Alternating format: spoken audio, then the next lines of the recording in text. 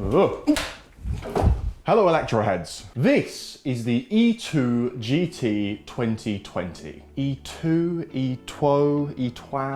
Etwow? Not sure, dumb name, great scooter. I've been riding this scooter around London for the last week now, and I'm not going to mess you around. I think that this just might be the perfect commuter scooter. Here's why.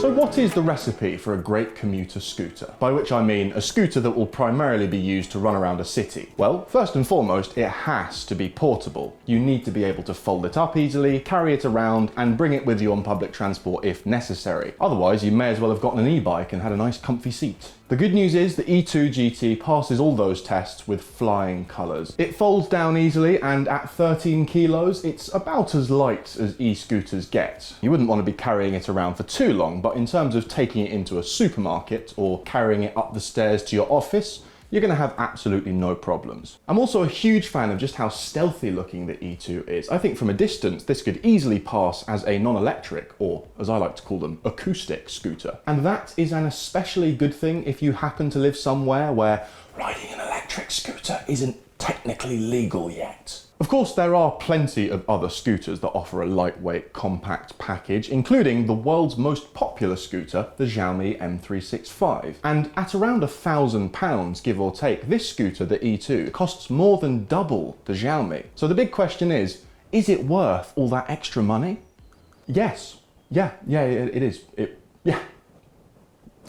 How, you ask? Well, for me, there's two key areas where this thing really stands out, and that is speed and ride comfort. The performance of the E2 is seriously impressive. Top speed on this scooter is around 25 miles per hour, and it can comfortably hit that speed even while carrying all 100 kilos of me. Acceleration is pretty good too. It takes a moment to get going off the line, but once you're moving, it gets to its top speed very quickly. But equally impressive is just how stable it feels at its top speed. Generally speaking, maxing out a folding electric scooter is not an especially enjoyable experience. Things start to get all wobbly, but that is not the case on the E2. In fact, I would go as far to say that this thing feels safer at 25 miles per hour than a Xiaomi does at 15. Now, you may well be watching this and thinking, look man, I don't really care about speed all that much. I'm not going drag racing on the weekend. I just want to get to work in one piece. And that's fine. But let me tell you, the speed of this scooter is a safety feature. The punchy acceleration, impressive top speed, and high-speed stability all mean that this is a scooter that can comfortably keep up with traffic, unlike something like the Xiaomi, which tops out at 15 miles per hour. And being able to keep up with traffic instead of constantly being overtaken by a stream of buses and cars makes for a far more relaxing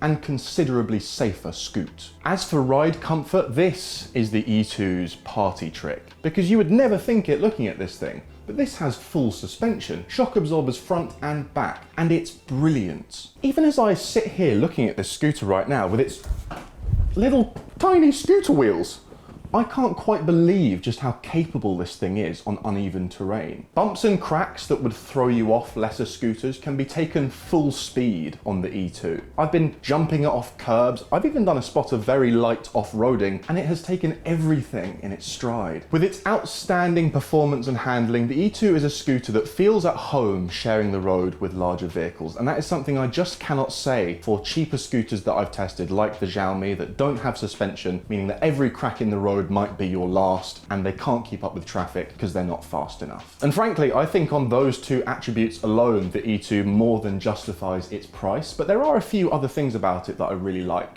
For one, the sheer ease of use. There really isn't much to fiddle with on this scooter. Here on the handlebars, we've got 4 little buttons. We've got power, horn, light, and this one here switches you between showing how far you've gone on this trip and your total mileage. That's about it. There are actually 5 different speed modes, so if you're new to scooting, you can work your way up to that top speed, but they're sort of hidden away in a secret menu. Really, all you need to worry about with this scooter is turn it on, kick up the stand, and off you scoot. Now, range is quoted as being up to 50 kilometers, which is around 30 miles. But I'm a heavier rider, and I scoot the same way I live my life. full throttle. So I've been seeing more like 15 to 20 miles of range, and frankly, I am perfectly happy with that. Let's see, what else do I like? The build quality is really high on this thing. It just feels very nicely made. The finish is good. There's no squeaks or rattles when you're scooting. The tires, you wouldn't think it, but they're actually airless. They look like pneumatics, but these are airless tires, which means they're puncture proof, which means they're very low maintenance. That's nice. Oh, this is fun. There are 3 different ways of braking on this scooter. 3. You've got your regen brake here, which uses the hub motor in the front wheel and charges the batteries. You've got a drum brake on the rear wheel that uses this handlebar, and look, there's an old school scooter brake like we all had on our micro scooters when we were kids. Truth be told, I haven't used that old school scooter brake once, I don't think. I mostly use the regen brake, and if I need to stop really quickly, I'll use the drum brake as well. But it's nice to have, and mainly it's just nice to know that if I step on that rear fender absent-mindedly, it's not going to snap off. That's something that really bugs me on other scooters. As for weak points, honestly, I have very few complaints. I think my main one is hill climbing ability. Again, I do say this as a heavier rider and someone who lives near some very big hills, but I think this scooter could do with a little bit more torque, because on anything other than a slight incline, speed is noticeably affected when you're going uphill. Other faults, it's got the most horrible sounding horn I've ever heard in my life. Look at this. Horrible, but effective, no doubt. And honestly, those are my complaints. That's all I've got. This is not going to be a long review because it's really quite simple. The Etwow GT 2020 is the best scooter that I've ever tested, and frankly, I don't think I've enjoyed traveling around London more than I have in the last week. I've been to visit my friend who lives in Peckham twice this week. I hate Peckham, and my friend.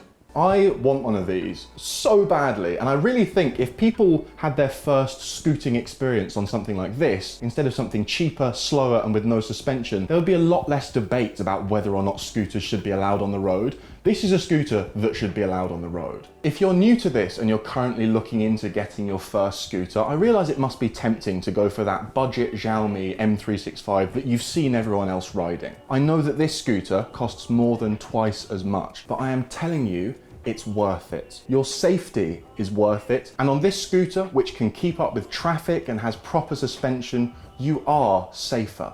Plus it's way more fun. And there we have it, people, the Etwow GT 2020. For my money, the best scooter that you can buy right now for commuting. Let me know down in the comments what you think is the best commuter scooter you can buy right now. Let us know what scooters you'd like to see us review on this channel next, and we'll see you soon.